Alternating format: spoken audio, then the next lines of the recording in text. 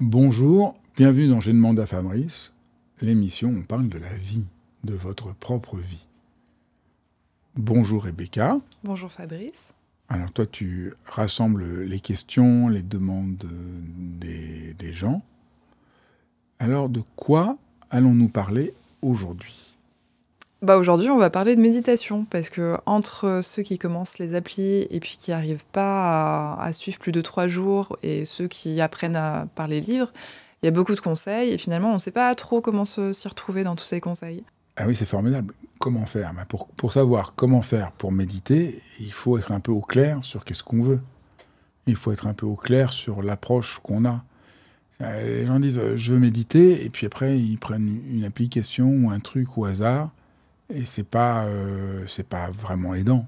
C'est comme si jamais tu veux faire du sport ou tu veux faire de la cuisine. C'est important savoir quelle est ton ambition, qu'est-ce que tu veux faire, pourquoi ça peut avoir du sens.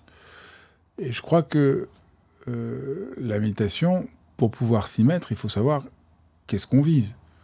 Si on vise à répondre à cette sorte d'injonction qu'il y a partout, il faut méditer pour se détendre et se calmer, c'est extrêmement abstrait. Et je crois qu'il faut partir de méditer, mais au fond, pourquoi ? Qu'est-ce qu'on veut faire ? Est-ce que tu médites comme une sorte de truc un peu abstrait, ou est-ce que tu médites ? Je crois que le point de départ, c'est méditer d'abord pour se rencontrer, pour trouver un moment où on peut être avec ce qui nous arrive. On peut s'ouvrir un peu à la vie en nous. Et après, ça peut prendre des formes plus profondes. On peut méditer parce qu'on veut se transformer, on peut méditer parce qu'on veut s'éveiller, on peut méditer parce qu'on veut entrer dans une forme de tradition spirituelle. On veut méditer parce qu'on veut juste souffler, parce qu'on étouffe. On peut méditer parce qu'on est épuisé. On est juste trop épuisé. On n'est pas assez présent. On veut méditer parce qu'on en a marre de crier sur ses enfants. On veut méditer parce qu'on veut retrouver la joie de vivre qu'on avait quand on était plus jeune. Donc c'est juste bien de prendre un moment, si on veut comment méditer, peut-être même de prendre un moment pour noter. Mais quelle est mon ambition de méditer ? Alors toutes ces ambitions que j'ai dit, elles peuvent être justes, mais il faut que ça vienne un peu de nous-mêmes. Parce que c'est quoi au fond méditer ? C'est entrer en rapport à la présence, c'est s'ouvrir au présent, pour le laisser nous transformer, irradier, agir. Donc, faire ce mouvement-là, c'est bien, mais si jamais... qu'est-ce qu'on attend de ça ? Donc, moi, je dirais la première chose, prends le temps de noter qu'est-ce qui est important pour toi. Comme ça, tu vas le faire motivé comme il faut. Et du coup, comment est-ce qu'on articule le fait qu'on ait une ambition pour sa pratique avec le fait que dans la méditation, on se fout la paix et puis on sort des projets et puis du management de sa vie ? Il n'y a aucune contradiction en fait, parce que quand on veut contrôler quelque chose, en fait l'erreur que nous faisons, c'est on pense qu'on change parce qu'on contrôle les choses. Mais ça ne marche pas. À un moment, les choses se font parce qu'on entre dedans, qu'on les cultive, qu'on déploie les choses. Donc dans la méditation, c'est vrai que moi je dis souvent, faut pas se prendre la tête, faut juste se foutre la paix, c'est juste apprendre à être présent, on est juste assis là où on est. Donc on laisse tomber tout projet. Mais ça ne veut pas dire qu'on n'a pas une aspiration. La méditation, elle a une puissance de guérison extrêmement profonde. Mais quand on est obsédé par ce qu'on veut faire, ça ne marche pas. Mais au fond, c'est tout bête. Tu dois écrire un texte. Il y a une de tes amies qui veut se marier, tu dois écrire un texte. Tu dis, il faut que j'écrive un bon texte, tu ne vas pas écrire. À un moment, il faut que tu te lâches, il faut que tu t'autorises à tâtonner, et puis il y a quelque chose qui va venir, qui va être drôle, vivant, et qui va être approprié à la situation. Donc c'est la même chose. Quand les gens méditent avec ces applications, ils disent, on va essayer de vous calmer, ça ne calme pas, tu es encore plus stressé. Si je dis, détends-toi maintenant, ça ne marche pas du tout. Tu ne te sens pas du tout détendu. C'est parce que j'ai dit te détendre que tu vas te détendre. Sinon, les gens seraient tous heureux, il n'y aurait jamais aucun problème dans le monde. Les gens, quand ils sont stressés, disent ah, maintenant, je ne suis plus stressé. Et puis, ils seraient plus stressés. Quand ils sont angoissés, maintenant, je ne suis plus angoissé. Et puis, non, ça ne marche pas du tout comme ça. Donc, la méditation est très puissante, justement, parce que, après, on le fait. Et ça, c'est bien, c'est la deuxième étape. Hein. Si on met des étapes, je ne sais pas si c'est bien de le dire comme ça. Mais d'abord, il faut savoir pourquoi on médite. Ça, c'est vraiment important, parce que ça rend la chose personnelle. C'est pas avoir un objectif qui m'importe. C'est dire, ah oui, je veux trouver de la paix. Là, je manque de paix. Donc, on est déjà en train de méditer d'une certaine manière. On a déjà fait le premier pas. Parce que ça me touche. Je suis en rapport à ce que c'est. Et après, pour le faire, il faut être très précis. Comme j'ai raconté sur la chaîne, moi, j'aime pas du tout faire du sport, mais j'ai fini par devoir m'y mettre. Surtout après avoir invité Michel Simès et Major Mouvement, qui expliquent tellement bien qu'il faut s'y mettre, je m'y mets. Au début, donc je vais dans un club, on me dit, je suis un cours, voilà, il faut lever, il faut faire tel geste, tel geste. Donc je le fais. Et à un moment, le prof dit, non mais un tout petit peu plus comme ça, le bras. Et je me rendais compte que quand je ne mettais pas le bras exactement comme fait, je me faisais mal. Et donc j'avais encore moins envie de continuer. Et quand on me montre le geste juste, le geste se fait beaucoup plus simplement, beaucoup moins d'efforts, et je me fais pas mal. Parce que moi, c'est un peu ma hantise. Je dis, si je me fais mal, ça va trop me dégoûter. Ben, la méditation, c'est pareil. Les gens méditent avec un truc complètement superficiel, voilà, un truc, une application, ou des gens qui ne savent pas vraiment de quoi ils parlent. Après, ils le font, et alors ça ne marche pas du tout. Et la méditation, c'est très précis. Donc je dirais, après qu'on a commencé à avoir sa motivation, méditer, ça demande un peu de précision. Comme faire... comme n'importe quoi. Tu apprends à courir, tu as aussi un savoir que tu dois apprendre. Dans n'importe quel métier, tu as un savoir que tu dois apprendre. Donc c'est là où il faut vraiment être précis. Et malheureusement, il y a un peu une confusion autour de la méditation. Comme c'est très simple, méditer, disons, pour mes exercices de sport, là, il faut qu'ils montent, parce que les trucs, c'est vraiment un peu complexe. Mais par contre, la méditation, c'est très simple. Donc c'est trompeur. Les gens croient que comme c'est simple, c'est fastoche. C'est pas fastoche. Ça demande vraiment de savoir comment je m'assois, comment je place mon corps, comment je place mes yeux. Tout a un sens, et c'est ça qui me semble important. Faut être un peu précis. Moi, j'ai eu beaucoup de gens parce que j'ai découvert la méditation. J'avais 21 ans et j'étais formé par un très grand neuroscientifique, un type absolument génial, qui est malheureusement décédé il y a très longtemps maintenant, qui s'appelait Francisco Varela, qui était un type extraordinaire. Et vraiment, lui, comment il m'a formé à méditer, voilà, c'était à la fois très précis, parce qu'il avait un côté scientifique, donc voilà, on essaie d'être rigoureux. Deuxièmement, on questionne, il faut poser des questions. Donc moi, je posais des questions à n'en plus finir, ça durait des heures. Mais c'est dingue le nombre de questions que j'avais sur la méditation. Je me disais, mais j'avais tout le temps des questions. Et là, et pourquoi on fait ça? Et comment on fait ça? Pourquoi il faut respirer comme ça? Pourquoi? Et il était très content. Il trouvait qu'il fallait avoir un rapport d'intelligence à ce qu'on fait. Et là, oui, moi, ça ne m'intéresserait pas. Je l'ai souvent dit, mais ce que je vois de la méditation, ça ne m'intéresserait pas beaucoup. Je trouve que c'est trop abstrait, c'est trop flou. Je n'arriverais pas à m'y mettre. Pour s'y mettre, il faut que ce soit précis. Moi, je ne sais pas comment... Pour tout ce qu'on fait, je trouve que c'est bien quand on est qu'on est vraiment aiguillé, que c'est précis. Donc le problème des applications, c'est notamment que c'est pas assez précis. Les applications, c'est difficile de donner un avis sur les applications parce qu'il y en a tellement. Moi, ce qui me gêne le plus dans les applications, c'est que la vision des applications, c'est de gagner de l'argent. Donc on essaye de capter ton attention pour que tu sois sur l'application. Je ne suis pas sûr que leur motivation, c'est d'aider les gens à pratiquer. Et j'ai parlé à plusieurs personnes qui ont fondé des applications, et je n'ai pas voulu y participer. On ne me verra pas dans les applications les plus connues, parce que je trouvais leur projet tout à fait purement mercantile.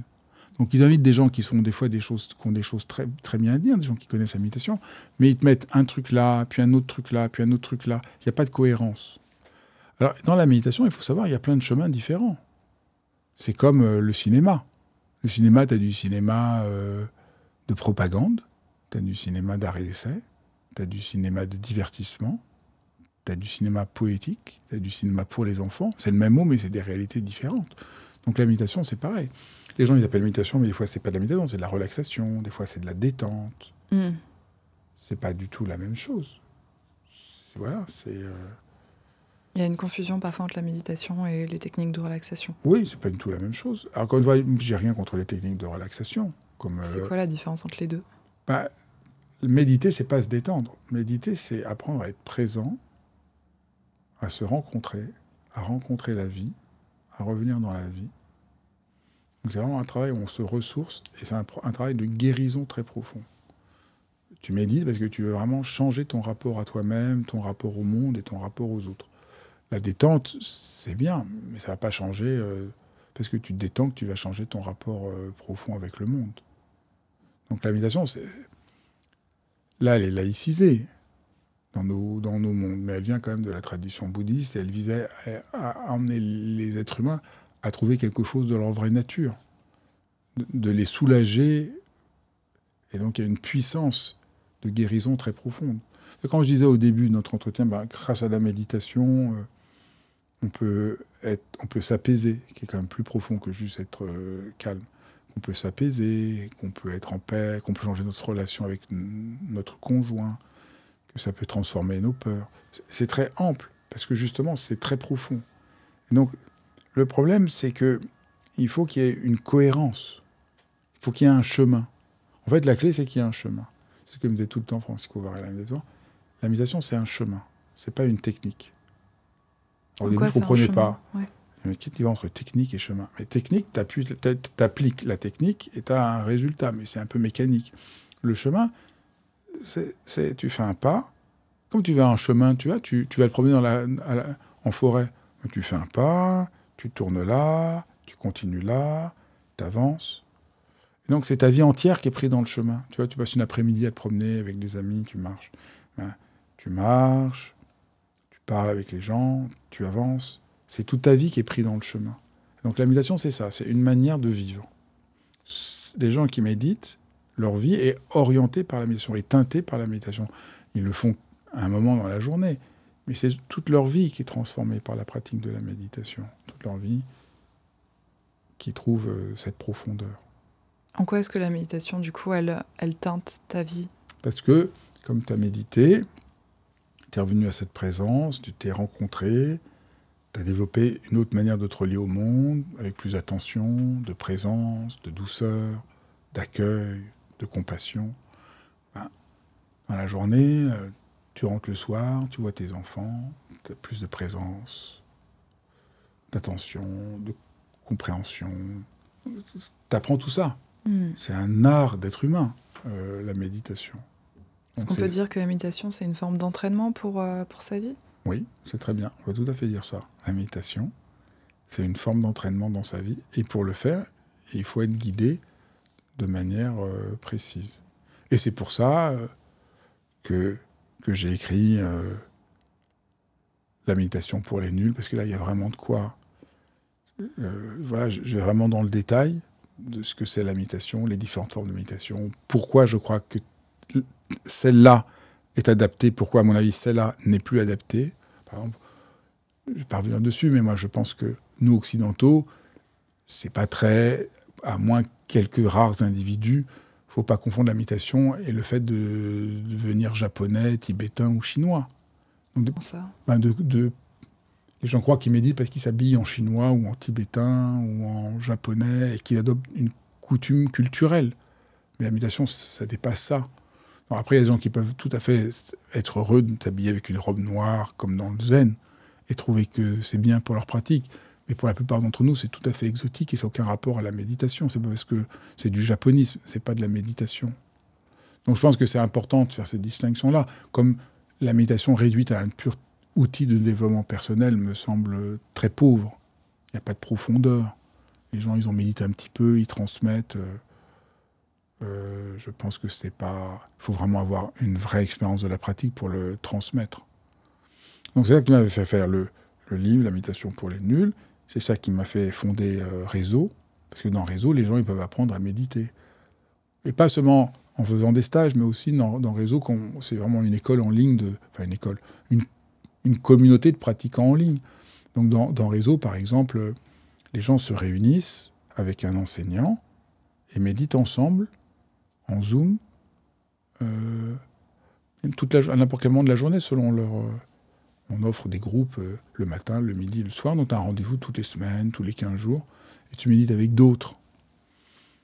Et voilà, ça aide. Et puis j'ai fait aussi un cours en ligne, très détaillé, pour rentrer dans la méditation, pour pouvoir le faire, avec tous les conseils pour pouvoir le faire, que j'ai été filmé à la campagne, pour que ce soit inspirant.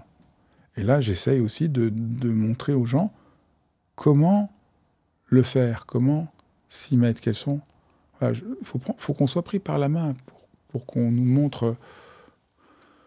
pour qu'on comprenne. On ne peut pas méditer si on ne comprend pas. On ne peut pas faire juste un truc comme ça qui est complètement... Il y a un côté contre-intuitif de la méditation. C'est contre-intuitif parce que méditer, c'est... On s'assoit, on est présent, on ne fait rien. Ça pourrait sembler un peu chiant, et c'est très puissant et ça transforme tout. Donc c'est un peu déconcertant. Donc il faut bien comprendre pourquoi ça marche, comment ça marche, pour pouvoir le faire. Et je crois que c'est ça qui me semble décisif, pour qu'on puisse s'y mettre comme il faut. Et c'est sûr qu'aujourd'hui, se mettre à la méditation, c'est fondamental. C'est-à-dire, tout le monde devrait se mettre à la méditation. Ça fait un bien fou.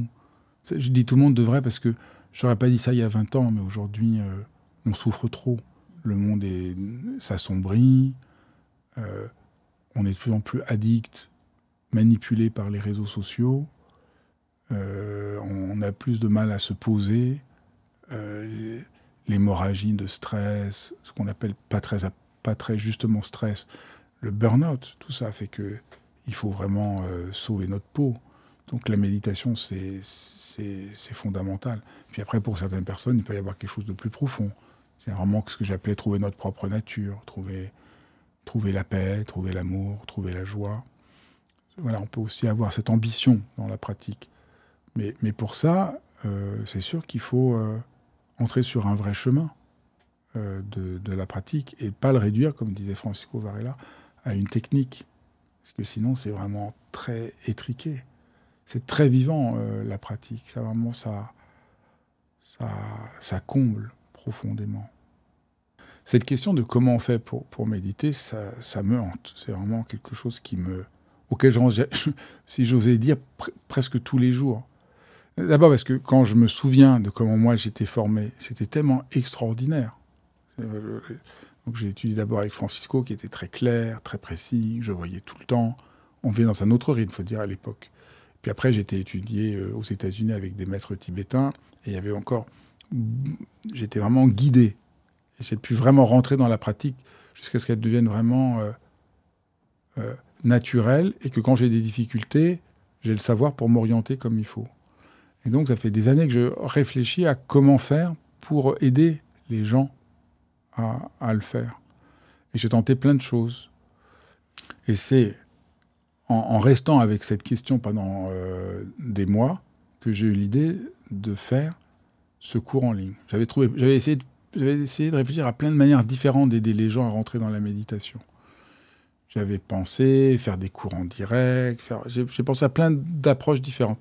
Mais je me suis dit, par rapport à tout ce qu'on a dit, de la difficulté, d'avoir confiance, de sentir que c'est simple, d'avoir des points de repère, tu vois, c'est tout un ensemble que le mieux, ça serait de faire un cours en ligne. Alors pour ça, je suis parti à la campagne. Comme ça fait des belles images. Je pense que c'est vraiment important. Je pense que c'est important.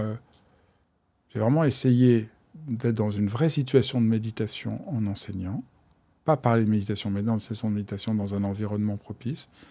Et de vraiment prendre les gens par la main. Pour vraiment qu'ils aient tous les éléments. Et du coup, dans le cours, il y a à la fois des méditations guidées que tu peux suivre, comprendre comment on fait pour méditer. Et puis, je me suis rendu compte que quand on médite, on a plein de questions. Tu as remarqué, on se dit, mais est-ce que c'est comme ça? Est-ce que je ne devrais pas faire comme ça? Et là, dans le cours, je réponds en marchant avec différentes personnes. Je réponds 40 des questions majeures que tout le monde a sur la pratique.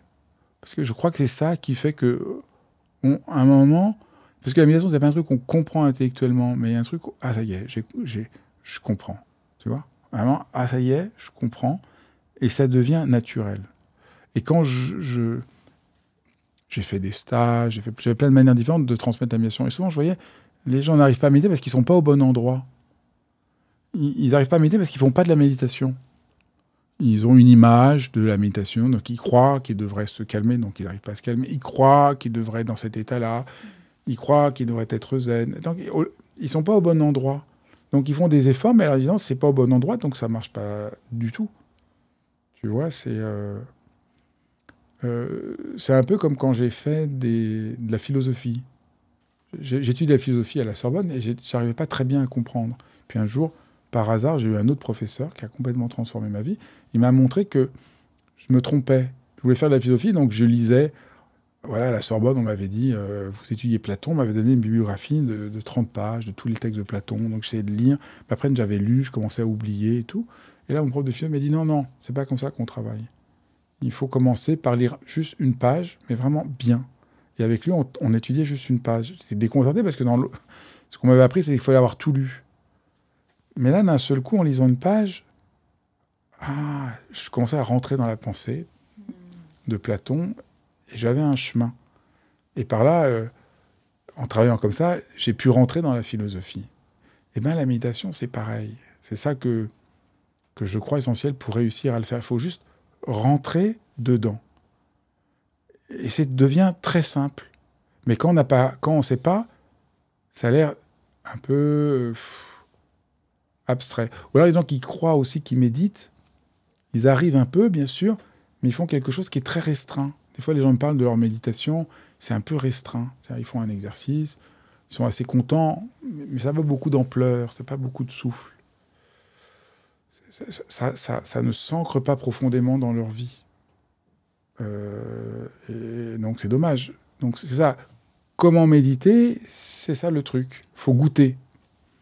Peut-être au fond, la réponse à la question comment faire pour méditer, c'est qu'il faut réussir à que on goûte ce que c'est méditer.